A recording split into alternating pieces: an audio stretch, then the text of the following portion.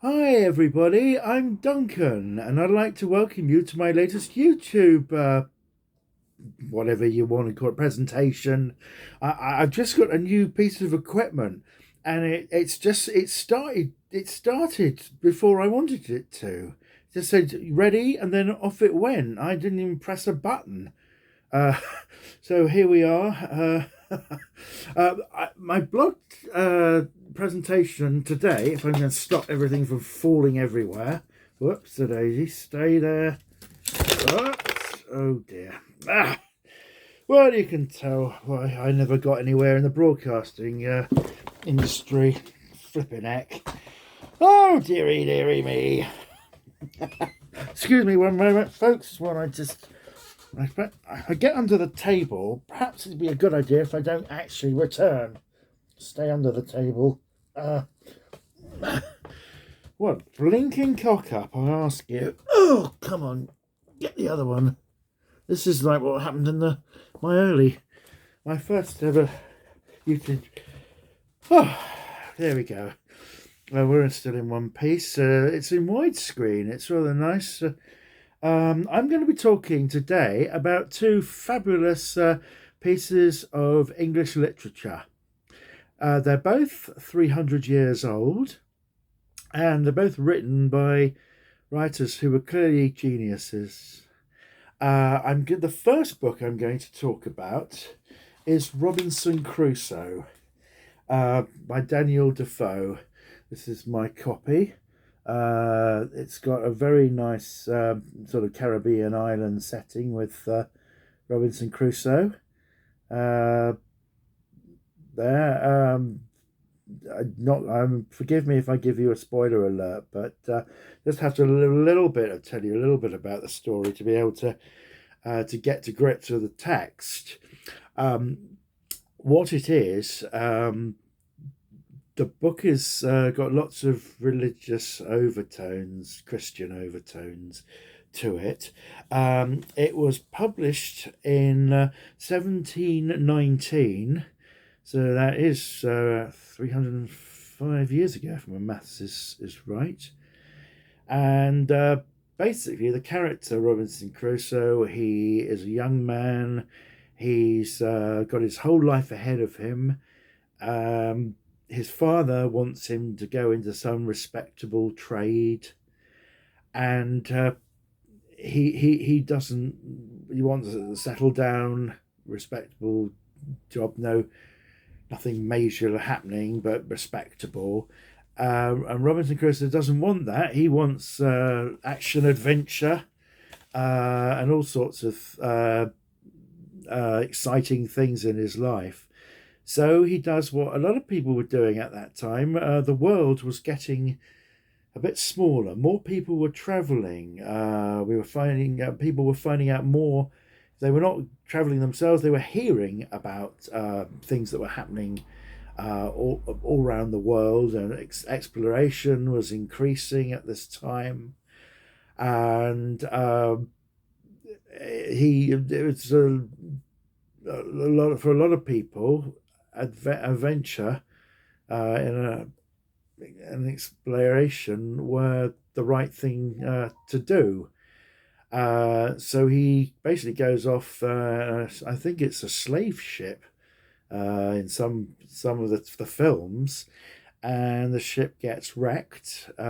He's the only survivor. He falls into the water and gets washed up on a desert island with exhaustion. And about a day later, the wreck of his ship, I think it was called the Esmeralda. It was in some of the films. It's still afloat and been drifted into the shore, and he's able to get on board it and get a lot of things out of the ship before it completely collapses. And what it's basically, the overtone is that God is disciplining Robinson Crusoe by putting him on this island, i.e., taking him out of the adventure and all the people he could meet and all the things that he could do, and putting him on this island to discipline him, but also to show that he cares for him, because you get all the provisions from the wreck, and he has loads of adventures on the island. He learns how to do things. And it's got a nice storyline, and eventually he will have a companion, Man Friday. To many of us of my age group, we hear of the Robinson Crusoe, we automatically think of this version, which starred Robert Hoffman. I can't remember the name of the gentleman who played Man Friday. I think it was a German-British production. Robert Hoffman is a Danish actor who had a very successful career. It's one of his early works, but he had a massive, very successful career in Europe, and he helped when this is a DVD, but when it was first released on video, it was on VHS, and he was very helpful, came over and helped promote the videos, and I don't believe he's with us anymore, but the series was very well done. It had a wonderful wonderful theme, and it had some wonderful incidental music. And I think it was dumped into a skip or something after the BBC had shown it, for the rights had expired, and somebody rescued it, and it's here. As I say, the music score is just terrific. You feel very, very sad when the dog dies, and he has adventures with as he and Friday have adventures together. I won't spoil anything more for it, but it really was a fabulous book. Daniel Defoe did a lot of things during his life, including taking part in Monmouth's Rebellion, in which he didn't. He was lucky to get out of that alive. He wrote other books like Moll Flanders. It's a very unusual way of writing. And there's a goat in the book that changes sex within 3 or 4 pages. I don't think there's any book that can boast of that. But it's like a lot of these stories, you know the story, a lot of the story, before you read the book. But you'll find surprises in there as well. It's a good story, and well worth reading. So that's that one dealt with. We've then got a book that's even probably one of the greatest books ever written.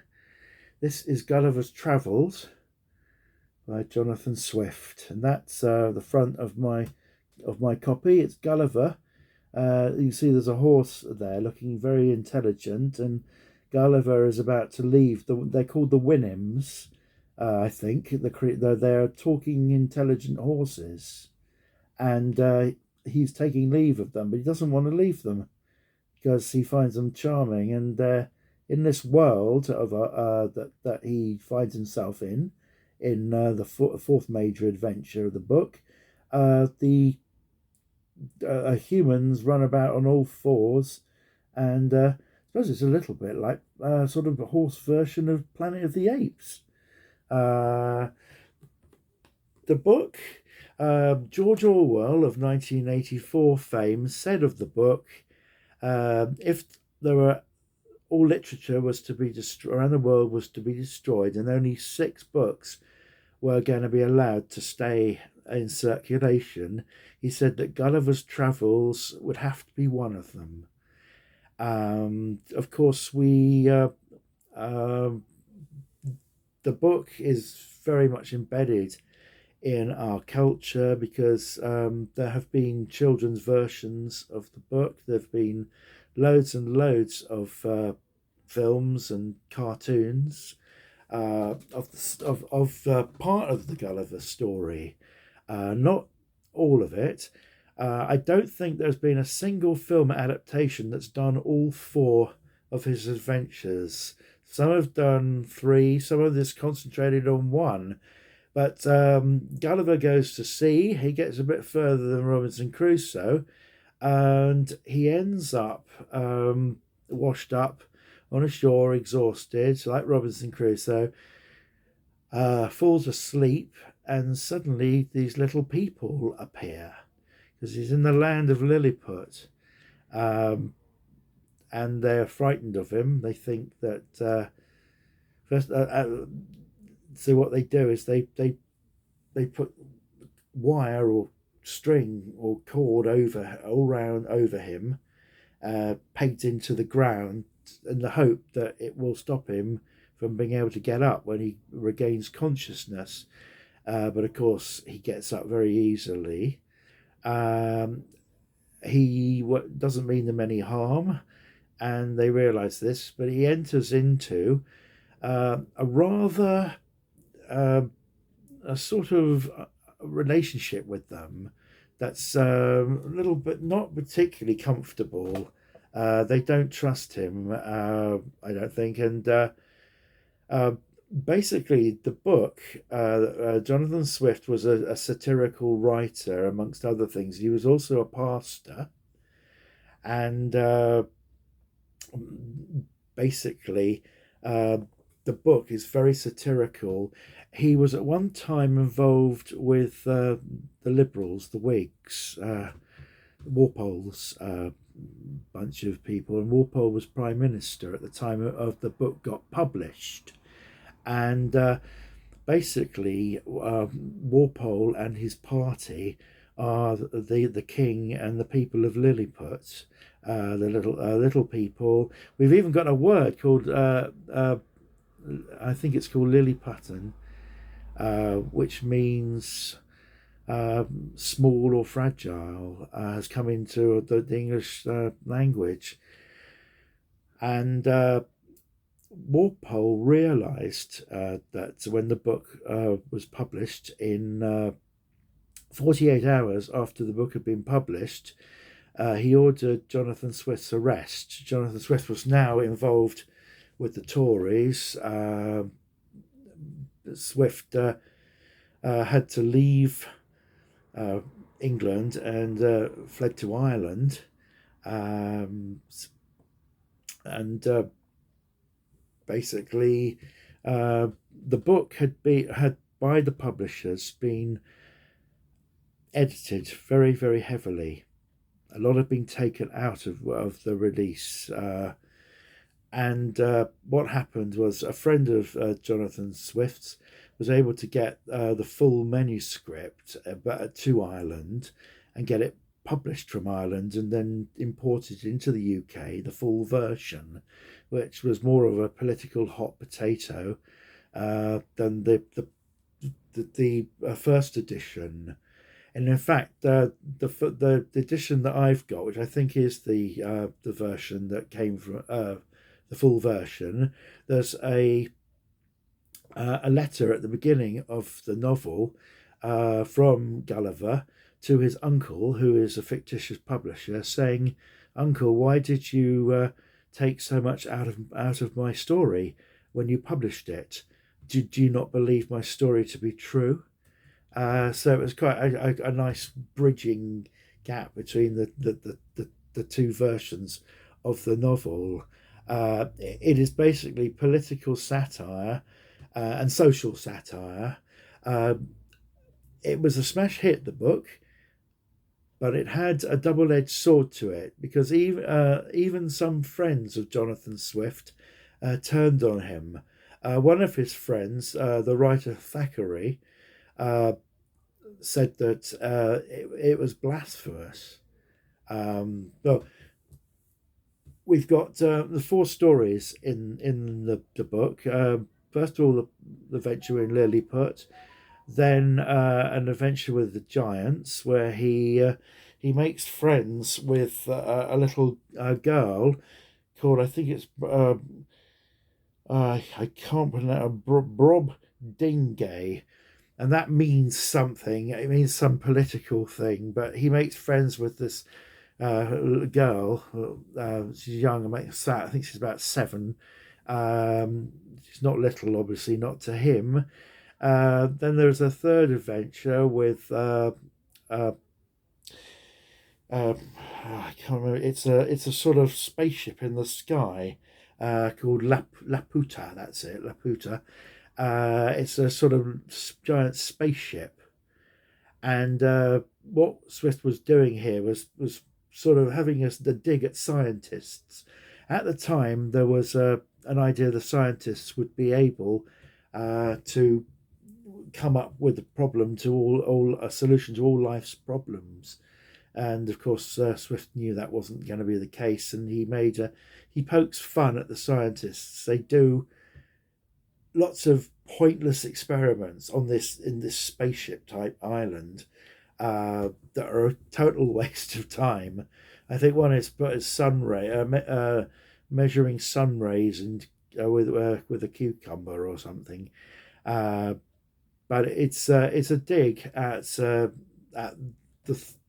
the way a lot of the thought tanks of the time. And then his fourth adventure is with the Winnims, which are these talking horses who are very intelligent. Mankind has been reduced to four-legged creatures that run around and are mute. He was clearly, Swift, very, very unhappy with the way the human race were going in his book, and it has an interesting ending. Obviously don't want to spoil it for you. I don't tell you how he changes from one world to another because I want people to enjoy it. But Jonathan Swift was a vicar, a pastor. He was a Dean of St Patrick's Cathedral in Dublin for 38 years, and I think he's buried there. And when he died, he had, I think this was £12,000 in his estate, which was an incredible amount of money in 1746, I think, when he died. Gulliver's Travels was published in 1726, 7 years after Robinson Crusoe. Well, the money was used to set up a hospital for people with mental problems, a mental hospital, which was real groundbreaking stuff in that time. Because a lot of mental people were just discarded by society. There's a book that you can buy about Jonathan Swift that has nothing to do with, deals very hardly anything about his publishing of books, but deals just with his career as a vicar, as a pastor. And apparently he didn't look. You would, by his behaviour, you wouldn't think he was a pastor, but behind the scenes, away from the people's eyes, he did a lot of very magnanimous works for the poor and the downtrodden. He is one of my heroes, and I know this video blog has been pretty much disaster in some respects, but if it gets you to read both of these terrific books, Robinson Crusoe and Gulliver's Travels, I feel it'll have been worth it. So I shouldn't think anybody wants to subscribe to my channel after this fiasco, but if you do, it would be lovely. If you want to take the like button, go on. If you want to send this to somebody, probably one of your worst enemies, then go right ahead. But I hope this has been of some use to somebody somewhere. God bless. See you soon.